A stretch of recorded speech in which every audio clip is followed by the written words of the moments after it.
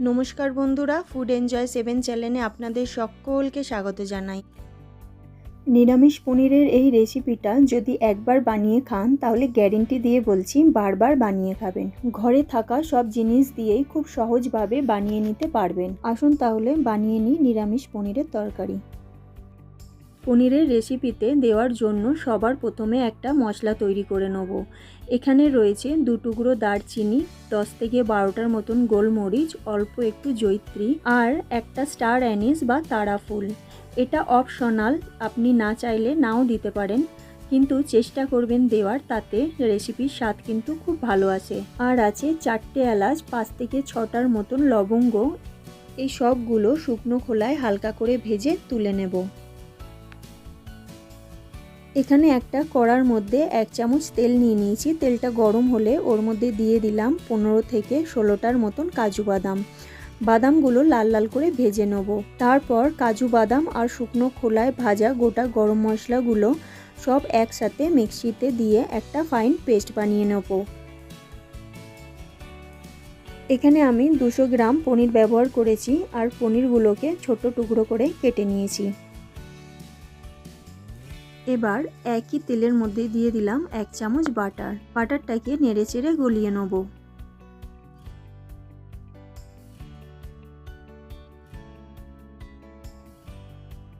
এবার এর মধ্যে দিয়ে দিলাম 1/2 চামচ মৌরি আর ছোট 1 চামচ গোটা জিরে।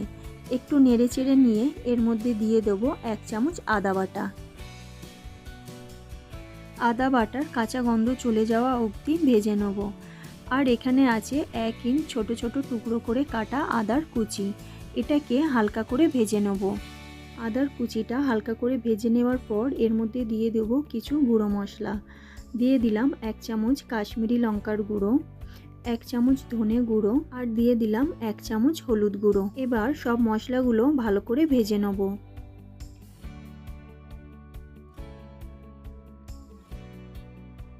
মশলাগুলো ভালো করে ভেজে নেওয়ার পর দিয়ে দিলাম কাঁচা লঙ্কা আর টমেটো বাটা।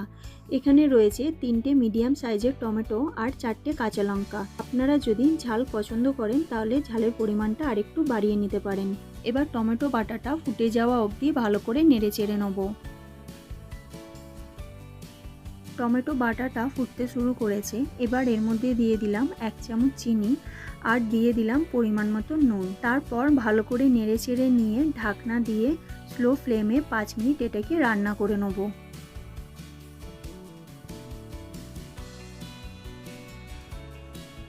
দেখুন টমেটো আর মশলাগুলো কিন্তু খুব ভালোভাবে ভাজা হয়ে গেছে আর তেলও কিন্তু ওপরে উঠে এসেছে।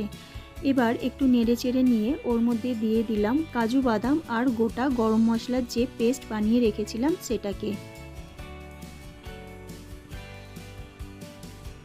এবার মশলাগুলোর সাথে এটাকে 1 মিনিট মতন খুব ভালো করে নেড়েচেড়ে নেব। 1 মিনিট বাদে এর মধ্যে দিয়ে দিলাম 3 চামচ ফ্যাটানো টক দই। এবার মশলার সাথে দইটাকে খুব ভালো করে নেড়েচেড়ে মিশিয়ে নেব। তারপর ঢাকনা দিয়ে 5 থেকে 7 মিনিট এটাকে রান্না করে নেব।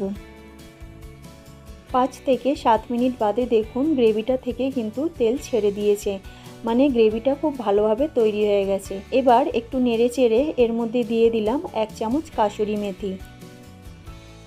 দিয়ে গ্যাসের ফ্লেমটা হাই করে কন্টিনিউ নেড়েচেড়ে গ্রেভিটাকে আরও একটু গাঢ় করে নেব।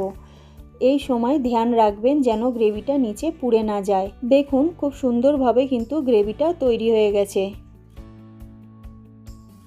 দিয়ে দিলাম পরিমাণ মতন জল। আমি কিন্তু গ্রেভিটা বেশি পাতলা করব না, একটু গাঢ়ই রাখবো।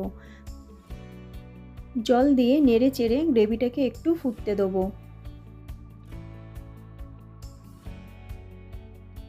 গ্রেভিটা একটু ফুটতে শুরু করেছে। এই সময় দিয়ে দিলাম পনিরের টুকরোগুলো।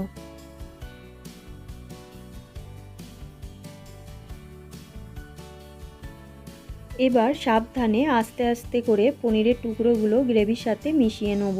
যদি তাড়াতাড়ি করে পনিরগুলো মেলান তাহলে কিন্তু পনিরের টুকরোগুলো ভেঙে যেতে পারে। গ্রেভির সাথে পনিরগুলো ভালো করে মিলিয়ে নেওয়ার পর গ্যাসের ফ্লেমটা লো করে ঢাকনা দিয়ে আরও 30 সেকেন্ড এটাকে রান্না করে নেব। এবার ঢাকনা খুলে এর মধ্যে দিয়ে দিলাম 1 চামচ মালাই। তারপর আস্তে করে নেড়েচেড়ে নিয়ে আবারও ঢাকনা দিয়ে এটাকে 30 সেকেন্ড রান্না করে নেব।